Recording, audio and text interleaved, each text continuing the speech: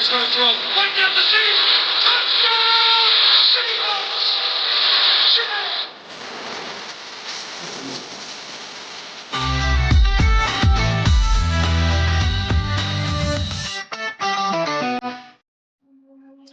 Welcome in on Blue Friday, everybody. Week 1 in the books, and the Hawks come away 1-0. Got my man Rob here. How you doing, man? Good. How you doing? Good. I mean, I'm always excited after a win. Yes. Would have been better if it looked better. Yes, agreed.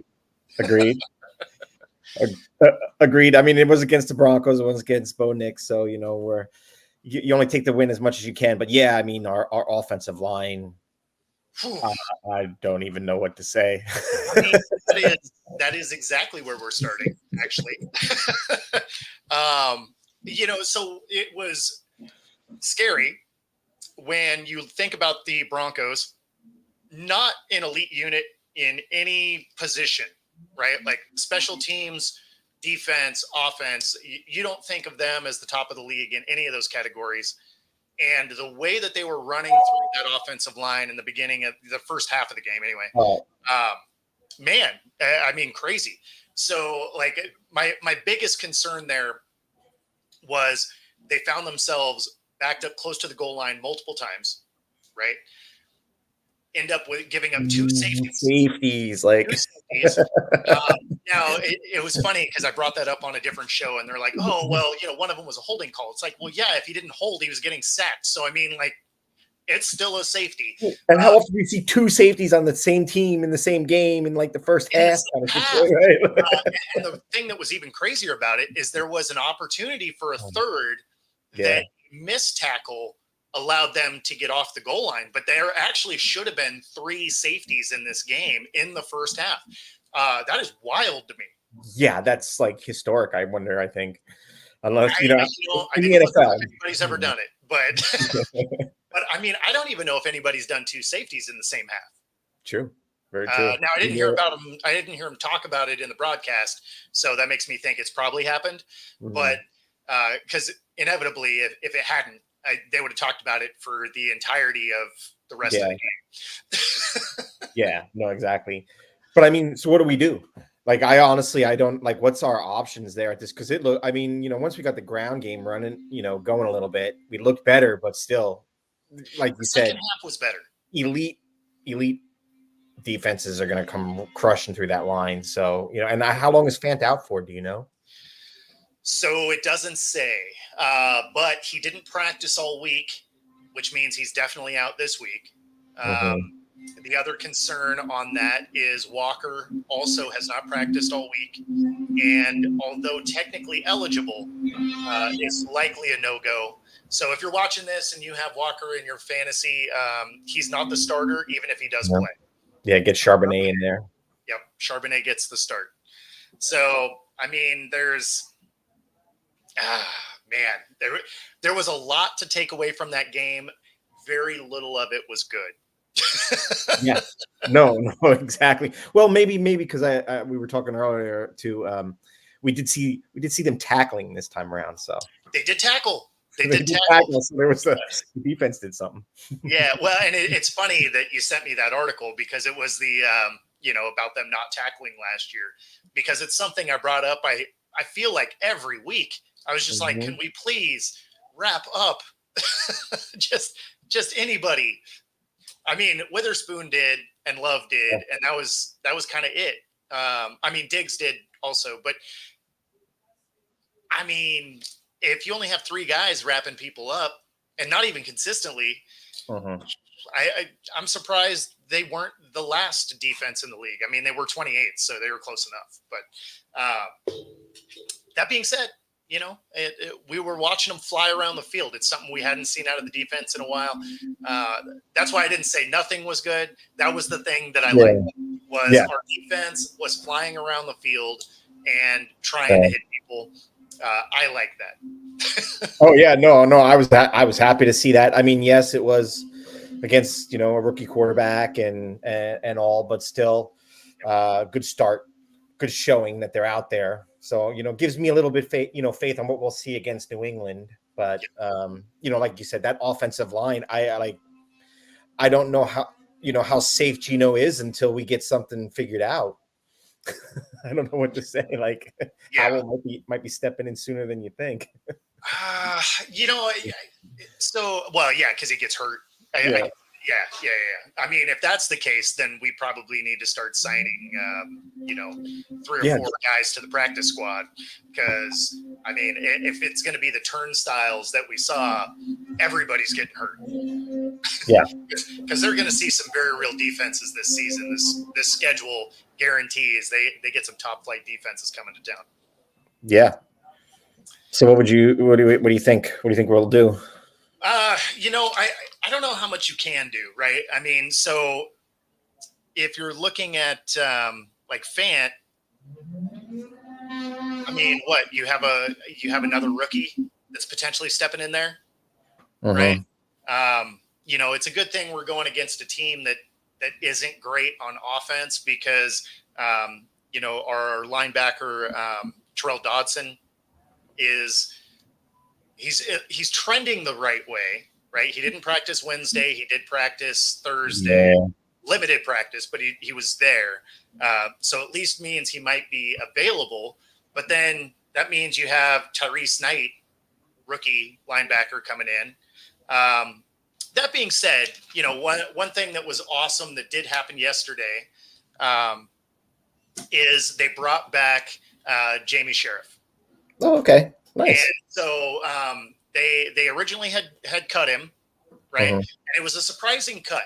There wasn't a lot of cuts that I thought, that were a shock, but he did enough in preseason play that I really thought they were going to find a way to keep him.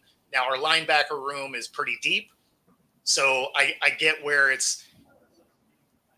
he showed a lot, but, when your depth is there, someone has to go, right? And so it was him. He ends up going down to the Panthers, and the Panthers waived him late on Wednesday, and we signed him to the practice squad on Thursday afternoon. So what's encouraging about that is it was one of the things that I really thought if he got a shot on the practice squad, he could work his way onto the active roster. Because if I remember the stats right, he had 2 or 3 sacks, a couple of tackles for loss. But the biggest thing is on tape, you just saw his motor. Like, he was always running. He was always swarming to the ball. And that's what you want out of a linebacker. Yeah, no, exactly. Well, they made the move, so we'll see. But yeah, it doesn't, like you said, there's not too much more out there. So yeah, I mean, you're just in the wrong time of the year to really acquire talent, right? You're either on a roster or you're not. So this is where anybody that you're grabbing is probably a step down from where you were. Yeah, no, exactly. So it'll be patchwork. We'll see what happens. Walker concerns me. Do you know what? I mean, I hadn't seen or read too much more further than he's just not available, probably not going to be available. But do you know to the extent at all? Have you heard anything? So not yet. I mean, it's one thing that is frustrating about Seattle is they are very tight-lipped about their injury report and always are every year. If you go through teams' injury reports, some teams are really good about updating them. And, for Seattle, it's always everybody's questionable until the night before. Yeah. So, I mean, they're just like, last minute. Yeah. Well, and it's funny because the Niners were getting, some grief about CMC, right? Yeah. And, when they tried to make it sound like their running back that did come in, knew something special or whatever, because he knew on Friday and they added CMC to the injury report on Saturday. The thing is we benefit for being on the West Coast, right? So the deadline to communicate an injury report for the day is 4 p.m. Eastern. So that's 1 p.m. here in Pacific time, which means if he learned at practice that day that he's the starter, it likely was after that deadline passed. And they're under no obligation after 4 p.m. Eastern to give him any more information. So when they updated on Saturday, that is exactly what the rule says they're supposed to do. So even though people have been writing articles and going on, and it's like, well, no, that's literally the letter of the rule. And I mean, you may not believe it's in the spirit of the rule, but the time is the time, right? So it's not like you're going to run in there after the fact and be like, oh yeah, now he's hurt. Now, we decided to go a different route. It's just on the West Coast, it's earlier in the day. Yep. No, that's true. So, That's true. besides, I mean, at the end of the day, if I'm the Niners or, in this case, the Seahawks, am I ruling Walker out right now? No, he's still technically questionable, right? You're questionable till you're not. So True. until we officially say, yeah, you're out, dude, Yeah. you're questionable, which means you got to plan for him. And that's why you leave him on there, because whoever you're going up against, like, okay, well, it might be the backup, but we have to plan for CMC, or we have to plan for Walker, or whatever, right? So, I mean, there's some gamesmanship there. Not the Jets, but Green Bay's doing it right now, saying that Love is technically questionable. Oh, yeah, and we know that that's not. I mean, yeah, it's total lies, right? I mean, but yeah, that's true. You have to plan for him, because you never know. Because all we heard was it's an MCL strain. Well, we don't really know what that means. Severity and yeah, right. So, do you plan for Malik?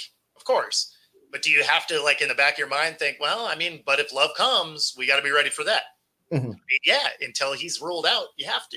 Yeah. So there's some gamesmanship that they use that rule for, and everybody does it. So I'm not mad at it. Now Vegas is mad about it. Yeah. Anybody putting their money on the game is. Yeah. So so I would say, like, the smart money, anybody put money on the Hawks game, like you said, is just consider Walker. Even if he is eligible to play, probably wouldn't play, isn't going to have that many snaps, right? Charbonnet either way is going to lead that backfield, which I'll be honest with you, I'm still okay with. I feel comfortable with that. Yeah. No, I mean, the people that it's going to affect there is absolutely the fantasy players, right? Yeah. Because they want to know if Walker's going to play. And, the only thing I can say to them at this point is don't start Walker, because we know he doesn't get the start regardless. Even if he's ready, even if he can play, he's not starting. Charbonnet is. So if he is one of your running backs, you just let him hang out on the bench. He's not going to do anything. Yeah. The odds of him playing are really low because he hasn't practiced all week. So, yeah, I mean, I wouldn't play him. Do I think that negatively affects what Seattle can do? No, Charbonnet's a stud. Yeah. So, no, exactly. I think that'll be fine. Going into Foxborough is going to be a little bit more of a challenge. Not that I think the Patriots are good, because they are not. Let's just be front and center with that. That offense leaves a lot to be desired. Yes, but they have. It's all run, right? They just have. What's his name there? That top running back. Yeah. I forget his name, but yeah. Ramondre Stevenson. Yeah, Ramondre. I mean, that's pretty much is their offense. It's kind of like the Giants when they had Saquon, right? That was pretty much. Yeah, I mean, he put up 120 yards and a touchdown, so he's no joke for sure. And that's a concern for me, right? Because we haven't stopped the run very well now. We have a lot of good, new pieces. We have a new defensive strategy. We'll see what that looks like. But I mean, you still have in the back of your mind that we couldn't stop anything up the middle for the last 5 years. Yes. And the one thing they do is run up the middle. Yeah. So, I mean, you do have to be a little bit worried about a Patriots team that, they can chew up the clock, they can run effectively, and they have a very good defense. I mean, that's why they won last week, is defense, because it had nothing to do with that offense. Well, I was going to say, too, is, I mean, I've been reading. Have you seen some of the rumors, too, about that Burrow's wrist is actually is only even at 70%, and that it may be truly structurally damaged and never returned to 100%, to the point where there are some concerns that this might be the Burrow we get.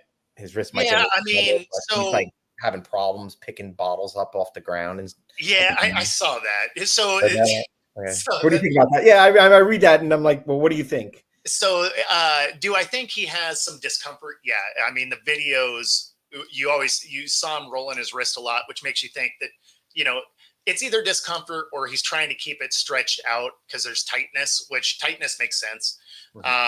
You know, after an injury, just because you're not moving it. So you got to kind of work it out. So it may not even necessarily be a problem.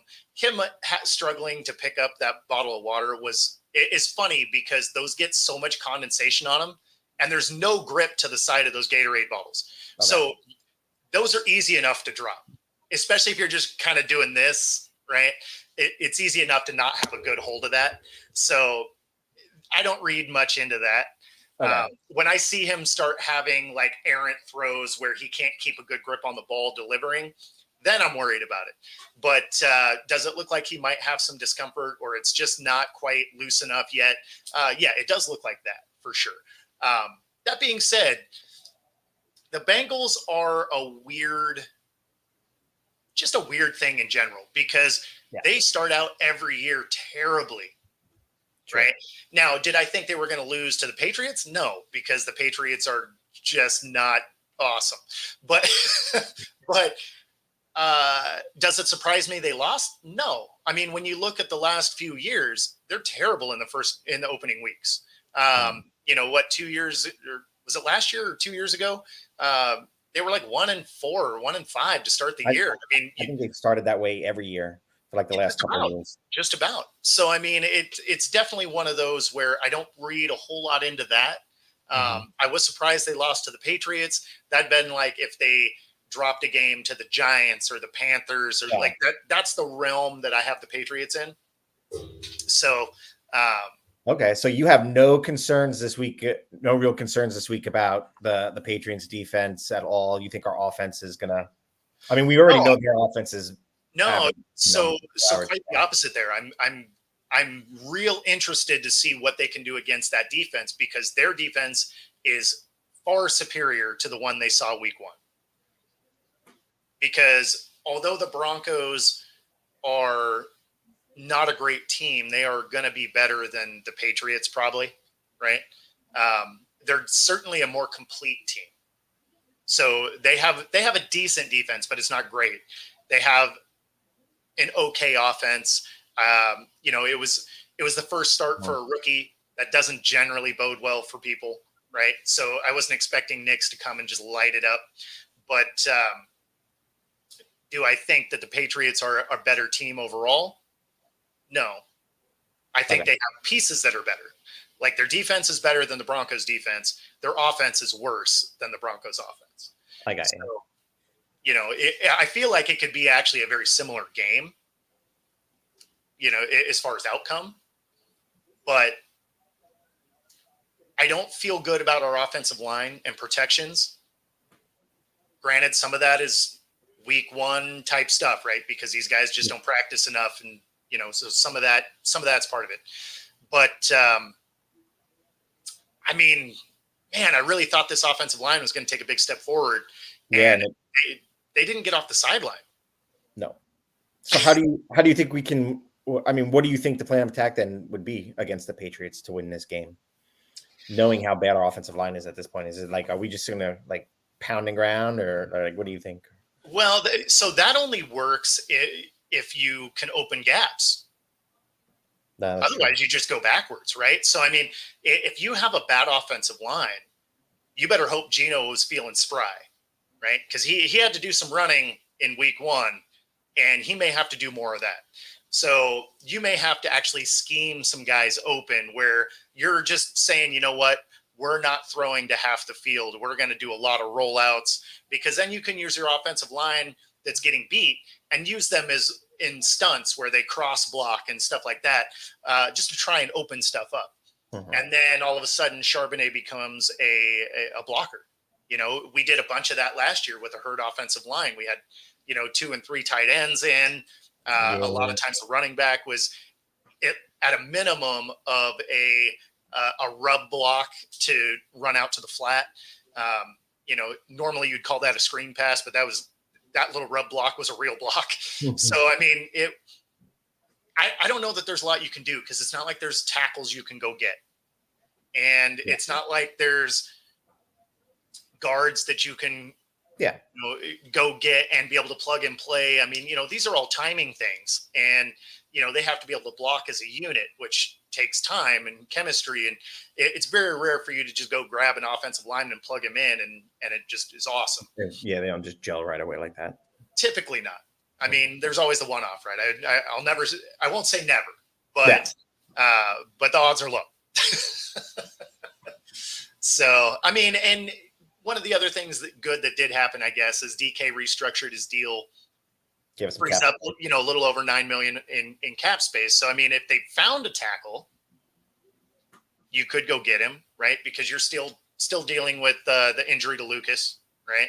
Sure. And obviously you have. Oh, what was the other tackle that's injured? I don't know why I'm mind blanking, but we have a tackle that's Cross or no. I believe Cross is okay. Yeah, he's fine. Yeah, I forget who it is offhand. I thought I wrote it down, but apparently not. But yeah, so I mean, I don't know that there's a lot you can do. So you start to have to get creative with the guys you have. Well, we did see Gino run for a nice little touchdown there. What was it, 20-yard or something? So, we know he's got some legs. So, like you said, if we got to do some rollouts, at least he's got legs and he can, run. So I'm happy about that. Yeah, I mean, if you're rolling him out, though, you better roll him to DK's side because he's going to need that receiver to block. Yeah.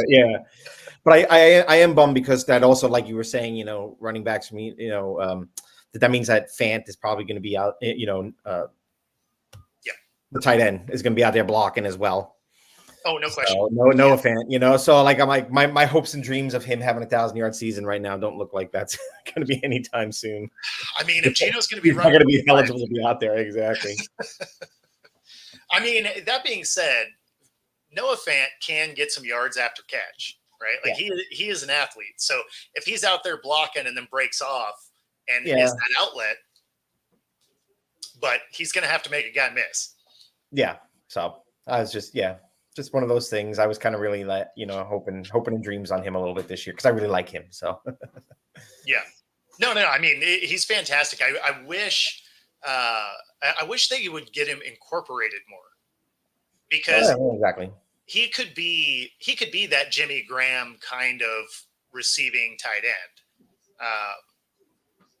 I totally agree. He's got hands, and I don't mean Jimmy Graham here. I mean Jimmy Graham with the Saints. With the Saints.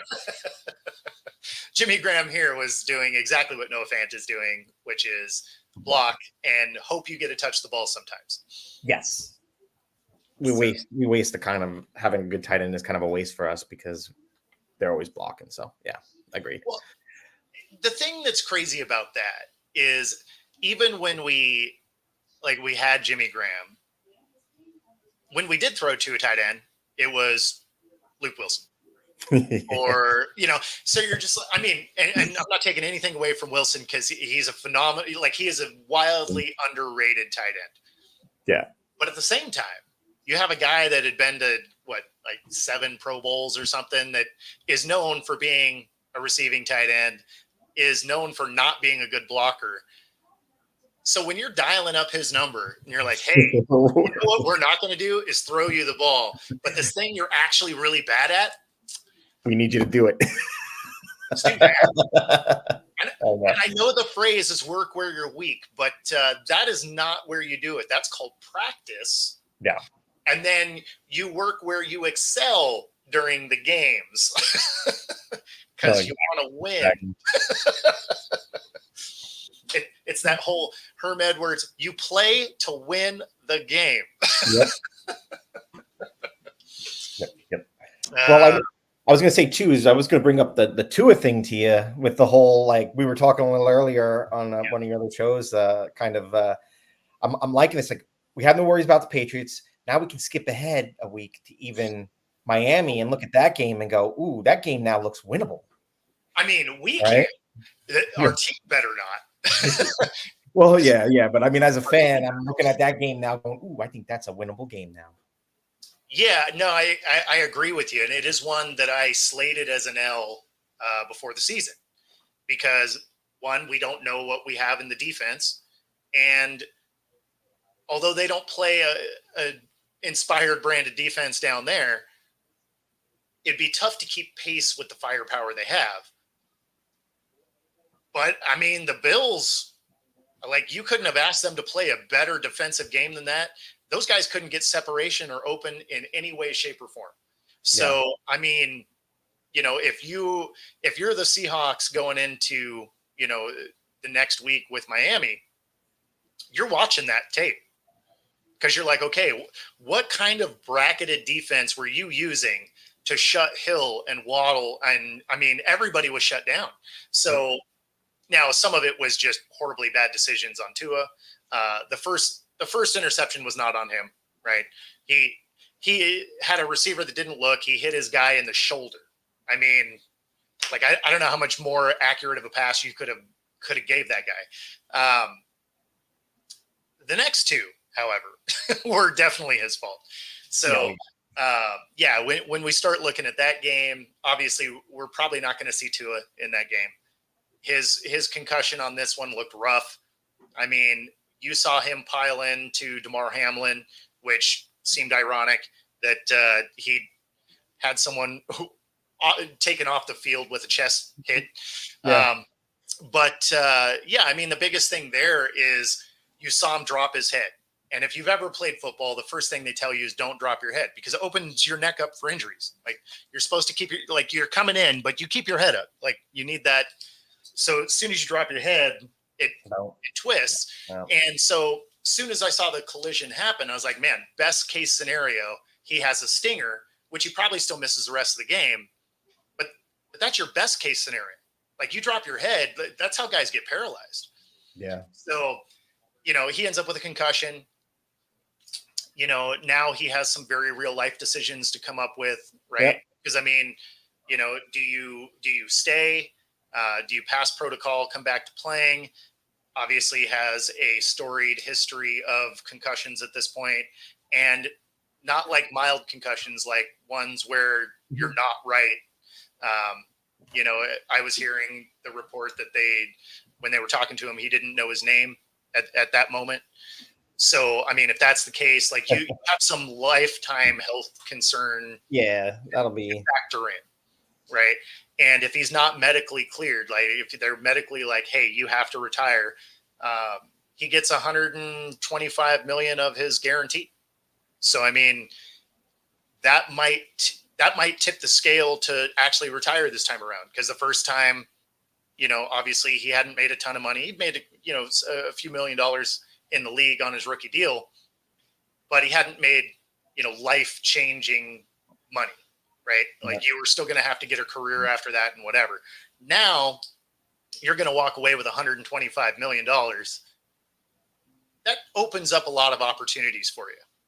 So do you have that fight to come back and try and get the last, 40 million that you would have been guaranteed?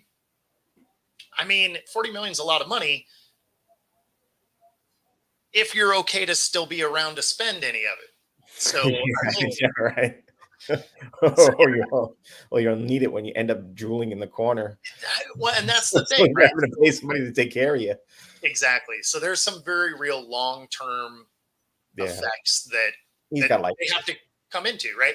And his friends and family in 22, when he had those, 2 or 3, were saying they thought he should retire then. So now you have all this guaranteed money. If you're not medically cleared, I think that's where you just smartly walk away, try and do, some broadcast stuff or whatever. But I mean, we'll see, granted we're talking about Miami on a Seahawks show, but it was a pretty significant injury. Antonio Pierce, the coach of the Raiders, said that if he was his quarterback, he would actually, encourage him to retire. Yeah. So, well, I'm just happy that it makes Miami look like a winnable game. So we go from 9-8 to 10-7 now, maybe. It's potential. Okay.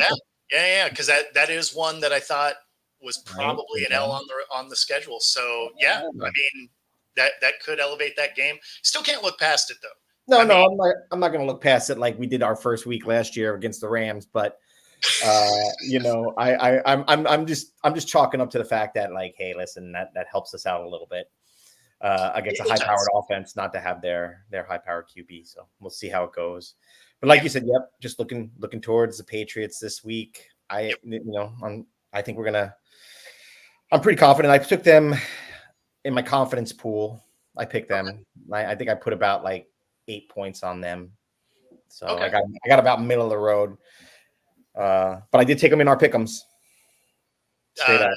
So. Oh, the Seahawks? The weekly, yeah, I took the Seahawks. Oh, yeah, me too. Yeah. That was a pretty easy pick in my mind. Now, I mean, anything can happen, right? But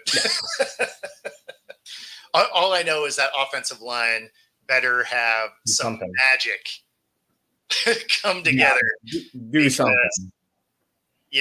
It may not necessarily be detrimental to them in this week, but when you start seeing teams with good defenses, like when the Niners come to town or the Rams, or when we play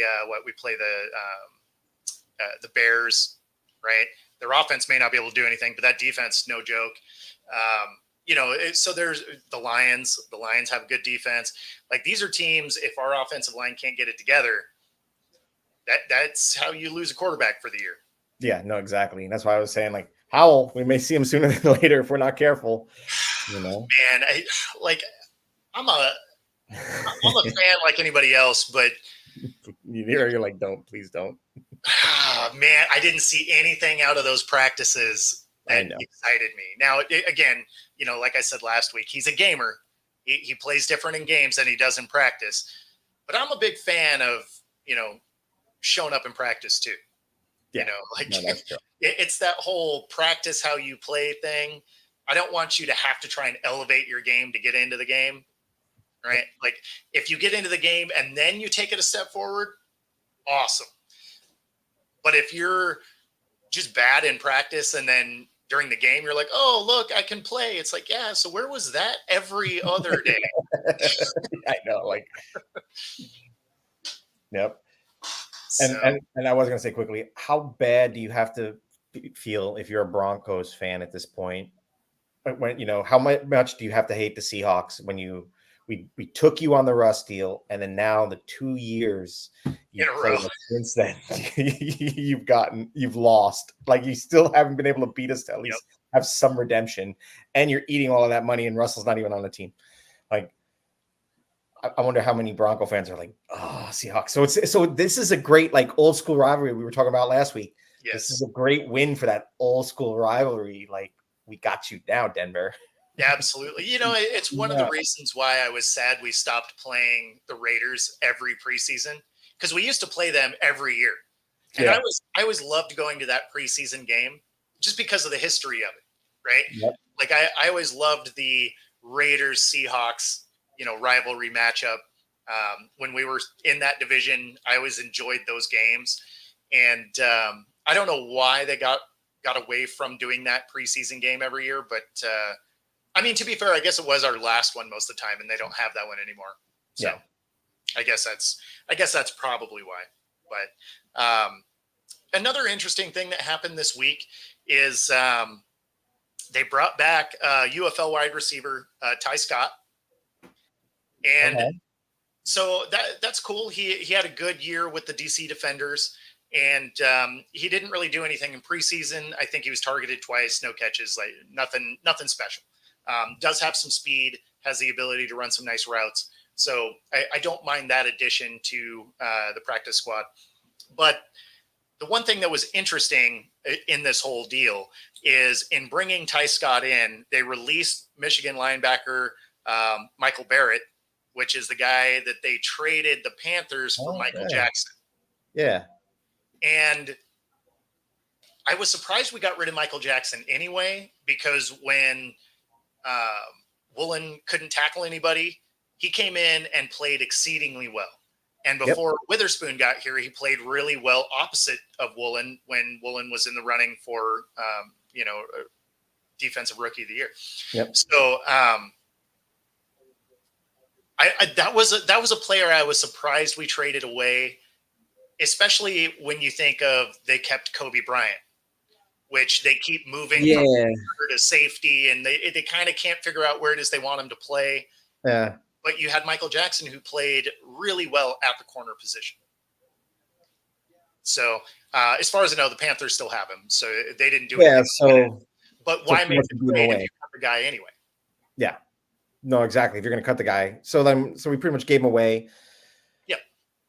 That's we you gave him know. away. Yeah, I know. Like so Barrett's gone. I mean, did you follow Barrett at all? I didn't see anything see how... Yeah, I mean, it's another one of those where the linebacker room is deep.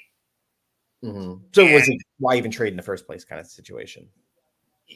Well, I think it was because they were rebuilding the entire linebacking room, right? Like they let everybody go. So that's probably one of those you just bring in as many as you can and see who sticks. I think letting him go also is what helped bring Sheriff back. Yeah. You saw so much out of Sheriff in his limited snaps in preseason, but he was a difference maker in those games. Like you knew about him, you saw him. He was in on every play. I can't say that the same was true for Barrett.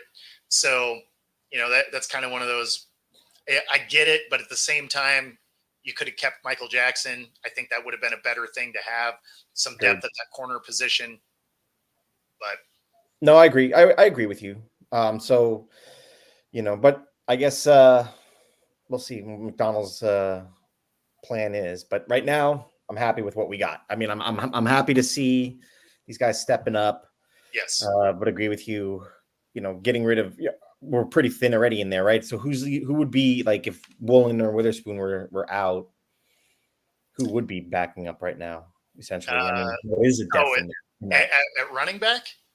Oh no, a cornerback. Sorry. At corner. Actually, I'm not sure who. Like, do we even have depth? I mean, like you were saying, we get rid of Michael Jackson, so like, who's left in that space and for backups? Yeah, I'm not sure who they are offhand. I'd have to look. No. So that tells us how big of a loss they are if we can't even remember their names right off the bat. Yeah, no, like I'd have to look because sadly I don't remember offhand. Right? Kobe Bryant obviously is one of them. Yeah. They do favor him more as a corner than as a safety. And some of that is because you play the position very differently. And when I would play free safety, I had a hard time not breaking to the ball the way that you do as a corner. Right? Because as a corner, you're attacking the ball. As a safety, like the name would indicate, you kind of have to let the play develop a little bit so that you don't over pursue a play. There were a couple of interceptions that I didn't get that you watched happen in last night's game where the receiver didn't continue his route. That Bills safety was just hanging out there, and it came right to him. If you're a corner, you would have wanted to break up to where that receiver might have been, which would have put you out of position to get that free, interception. So, if you watch Kobe Bryant, he does some of that stuff because most of his career was as a corner. And so as a safety, you see him out of position at times. And obviously that's just a reps thing. You got to get used to it. But it is a very different mindset because as a corner, you're like attack. And as a safety, you're like, okay, let me make sure this is where it is because what isn't it behind me is anybody else. So, well, speaking of that safety position sense, what do you think about Love at this point? I like Love.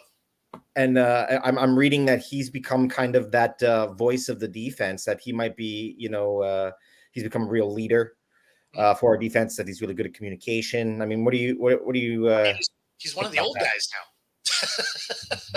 That's true, right? So no, I mean, that makes sense. That makes sense that he's one of the leaders there because I mean, he has a number of years in this league. He is, incredibly talented. He was a great addition when they brought him over. Yeah. So, I wasn't mad at that at all. I was a little surprised that they didn't keep Diggs, because Diggs, multiple time Pro Bowler, Yeah, was I mean, I never highly thought he was effective in the poor. defense. So that one I was a little surprised. But obviously I wasn't surprised that Jamal Adams left. Hilariously, he misses week 1 with an injury. So, I mean, not that you wish ill will on the guy if you're watching. Yeah. It's not what I mean by it. But at the same time, he could never stay healthy. And, here we are. So you're welcome, Tennessee. Yep. But, yeah, I mean, Love's a great player, though. So I like him back there. And, we'll see how they get used. I mean, that's the biggest thing is we're only 1 week into all of this brand new stuff, that we have in this McDonald defense. And so we still have a lot of questions. Yeah. But that is going to be the real question there, Linda. It's, can they run on that defense? Their defense is a really talented defense. Their offense can't do anything. So even if we stumble a little bit, we can probably keep up points wise. But I think they can. It's going to be Charbonnet. So, we'll see if the lack of reps becomes an issue. It certainly could. More than anything, we got to have an offensive line that can open gaps. Yeah. So Charbonnet's not going up the middle. Yeah, no, exactly. It's going to be a lot around the edge. Yeah. Yeah, I mean, I'm not convinced they can open holes. Yeah. So that being said, that does lead into one of the questions. What do I think about teams not playing starters in the preseason? Well, all of this bad offensive line play is directly attributed to that because a lot of these guys are not getting the reps required. And there's only a few positions that timing is key, but it's your quarterbacks to your receivers and your offensive line. Those are huge timing and chemistry type positions, which is why you saw Aaron Rodgers to Garrett Wilson not be able to make connections, even though Garrett Wilson is an amazing receiver. Mm-hmm. And the balls were on target, so it's not like he was throwing him ducks. The problem is he was throwing him rockets, and Garrett Wilson's not used to that. So they were bouncing off his hand because Aaron Rodgers, a lot like Brett Favre, whether you're 50 yards away or 15 yards away, he's throwing it with the same velocity. Like that thing is coming hot. It's a missile coming in. No doubt. And if you're not ready for that, you're going to drop that ball. And so you saw a lot of highly talented receivers dropping footballs because they're just not used to the heat. And that's because Rodgers didn't take a single snap in preseason. And when you look across the league, Seahawks included, granted, the Seahawks did play a lot of their starters in every game. There's a lack of reps that this shorter preseason, the shorter practices, not being able to hit in practices anymore, it messes those things up because you're not making contact with anybody. Yeah. So, yeah, kind of the long way to answer that. Do I think they can run on them? Sure, as long as the offensive line can open anything. I feel like that might be a big if. Yeah. The can of worms that's coming. That's what they can open. Right? I mean, man, I have to think week over week it'll be better, though. Yeah. Because, I mean, they're going to look at that tape and be like, okay, you see this guy that you did this, and then he ran around you. Maybe both hands. All right, let's get into a couple of these questions. How will Grubb impact the Hawks offense? I hope we get to find out.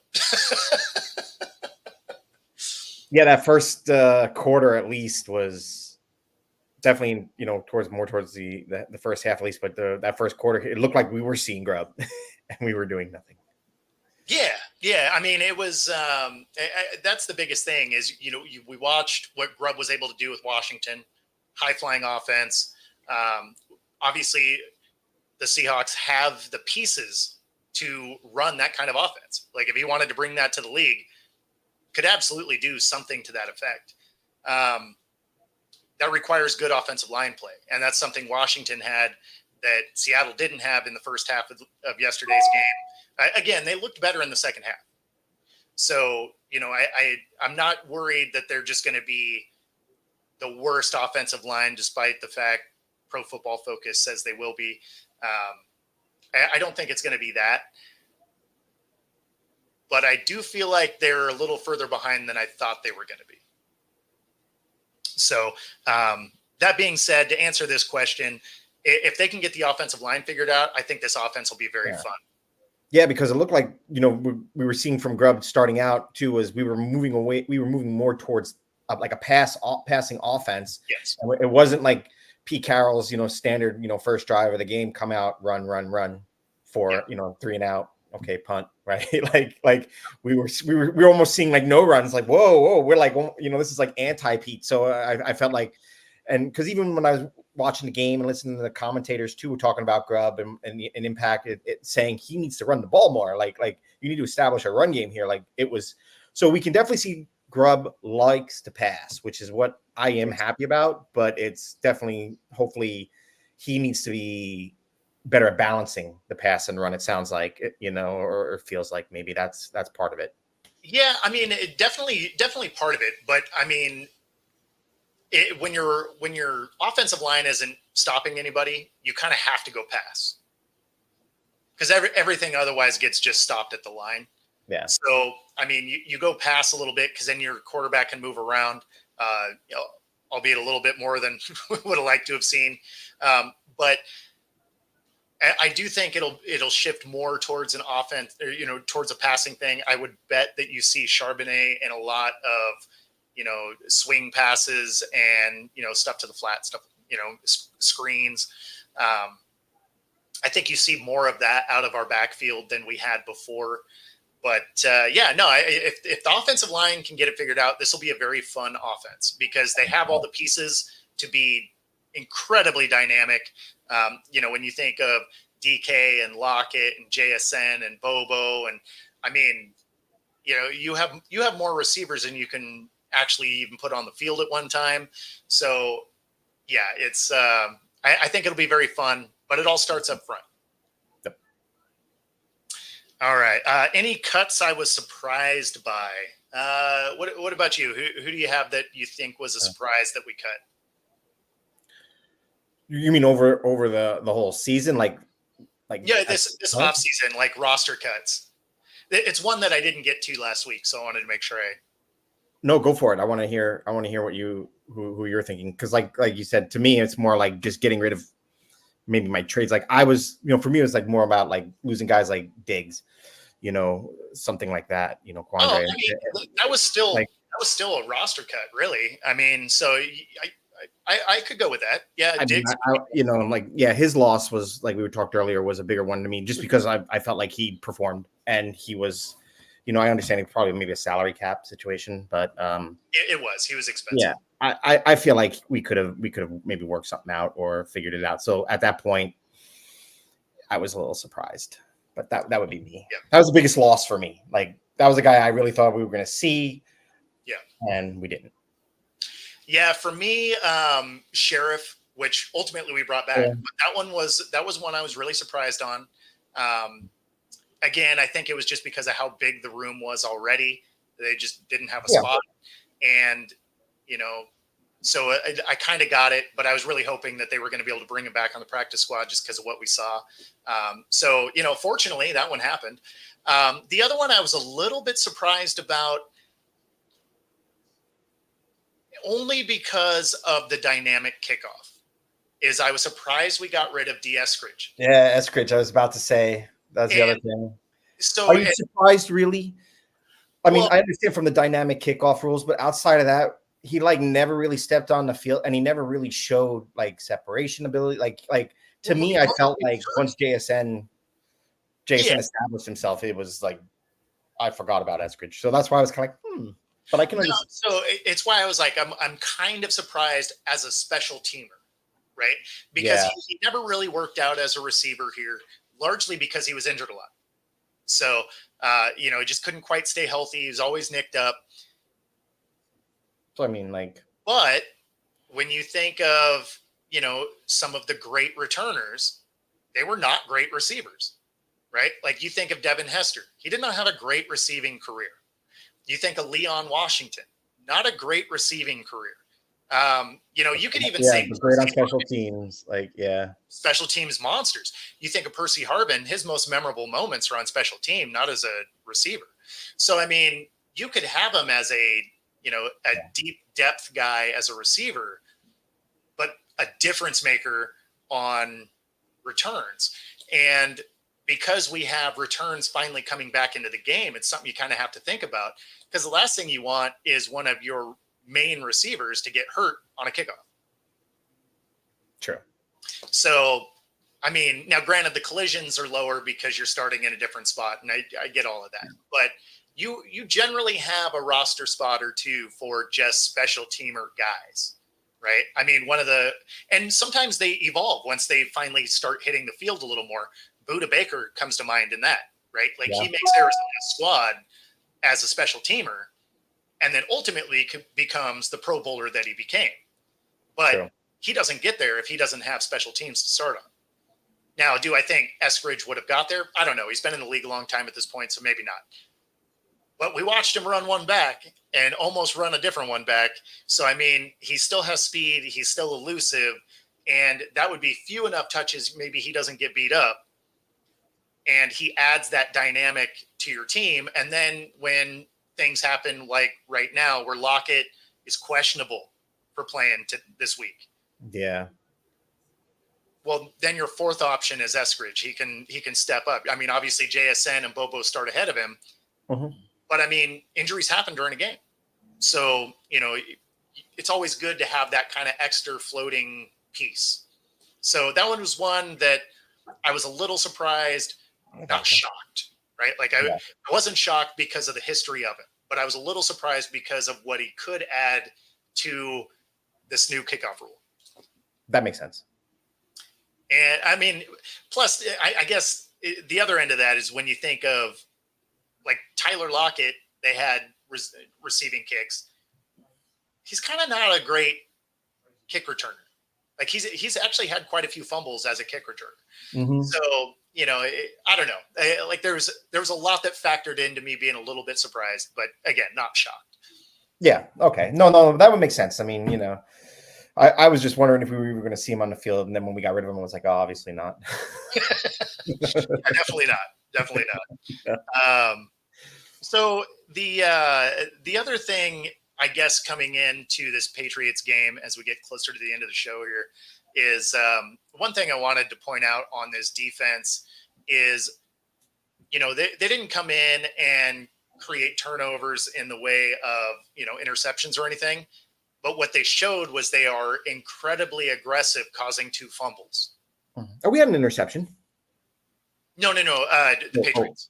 The Patriots. Yes. Sorry. I thought it was. The Patriots. Yeah. So, and they're going against a team that generally is fairly sure-handed, right? So for them to come in and create turnovers on the ground, that says a lot about the aggressiveness of this defense that we're going to be facing this weekend. Mm-hmm. And, that's probably my biggest concern is what their defense can do. I'm really not that worried about their offense, because even if everything is the run, say they put up 125 yards or 120 yards, that's a touchdown, maybe 2. Yeah, I was going to say, it's not like their offense put up a lot of points against Cincinnati either. And it wasn't like, what New Orleans did against Carolina or something like that. It was, you know what I mean? Like it was more of what was it? Like an 18 points or something like that. I mean, they didn't put up, it's a defensive driven game. Yeah. And that's where I think Seattle, comes out on top, obviously, but because they don't have a lot of offense, I think is what helps Seattle here, because the defense is probably underrated for what it is. Yeah. It's kind of same thing, like you said, in ways, it's kind of same thing as what we experienced against Denver, right? Their offense isn't explosive. And once the Hawks were ahead by like 10, you knew it was like, okay, once we got 2 scores ahead, it was over with at that point. I felt like, and then we started second half, like we just started like score, like, okay, now we're good, once we gelled. But yeah, it's not like all, we're, and I would argue, say probably, like you said, Denver has a better offense than New England anyway. So, and that's what I mean is I think it's going to be a very similar outcome. Yeah. Just that Denver's offense is better, but the Patriots defense is better. Yeah. And so it's a road game too, right? So yeah, they're headed to Foxborough. One thing kind of cool. I was chatting with Shaquem Griffin, and so he is there. I think today, talking to the team. So nice. So that's one of those, like, hope he gets them pumped up. Like, how did you get in contact with him in the first place? We chat on LinkedIn actually. So we probably chat like, I don't know, once a week or so. Well, I'll have to get on my LinkedIn and like start friend request. Yeah, right. But yeah, no, I mean it's been pretty cool. I'm gonna try and get him on at some point. Pretty cool for him. If you didn't know, he was put into the UCF Hall of Fame That's awesome. last month. So very cool. Oh, he was an absolute monster down there. So. Yeah. Well, I hope he's down again. Last week it looked like. Did you see just for fun? Lynch showed up, giving McDonald a little back rub. Love that. Absolutely. And as I recall, we're undefeated when Lynch gives coaches back rubs. So if he could just show up to more games, it'd be amazing. I'm just gonna say how much I love that man. Like, I think it's awesome how he's become a personality in the media after what we gave, what we went through with him and this and his initial issues when he was in the NFL, and then the whole like, I'm just here so I don't get fined, like I don't, Michael Robinson pretty much being like his voice, like I love that he's become a character now. Like, he's out there, he's making movies. He's got like every product under the sun. He's the next George Foreman, in a sense. He stays crazy busy. Like, he's like, I just watched him do like a thing. You see for the game, I love that, like Marshawn in your town, and he was just like rolling around in Cuba. Oh, that's awesome! I haven't seen that one. That's amazing. I guess they're doing it like every Thursday night football. They're going to do that's right. It's like Marshawn's in your town. And so for this one, I think he was in Cuba, or Little Cuba in Florida, because I'm sure there's parts of Florida probably call Little Cuba. That's fair. Well, he's just like, he's just like rolling around and having a cigar and stuff. I was like, I love this guy. I think he deserves to get in the Hall of Fame. I want to see him. I want to see him wearing our Seahawks jersey in the Hall of Fame. I love that man. That is one we will have to talk about next week, because it's funny. Impact to the game. You think he gets there numbers wise, he might not. And that's something we may have to chat about at the beginning of next week. That being said, that gets us to the top of the hour. If you're watching here on YouTube, be sure to like and subscribe. Helps us bring our content to you. And of course, if you are watching on Roku, stay tuned for the next hour. Other than that, we will see you all next week. Be sure to enjoy the game this weekend. Hopefully, we absolutely crush the Pats. Yes, go Hawks. Go Hawks.